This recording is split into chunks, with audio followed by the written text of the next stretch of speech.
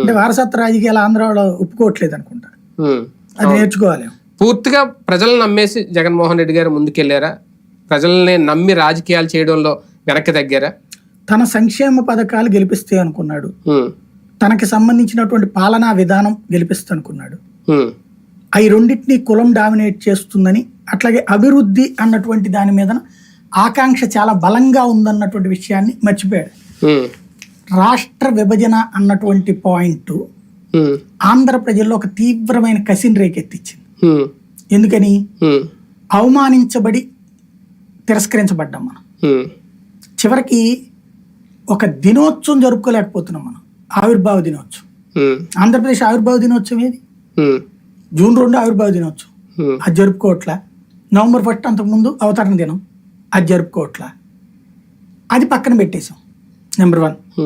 రెండో, ఎందుకని? అవమానకరమైనటువంటి విభజన అన్నటువంటి కసితో కదా.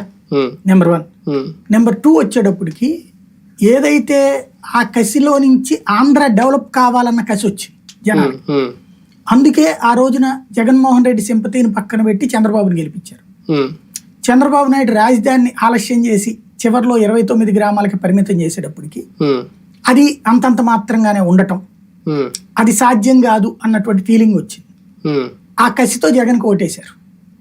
డెవలప్మెంట్ అన్న ఆస్పెక్ట్ లో అప్పుడు ఆశించిన డెవలప్మెంట్ లేదనినే కదా ఈయన ఓటేసింది. ఈ నుంచి చాలా ఎక్స్పెక్ట్ చేశారు. చంద్రబాబు నాయుడు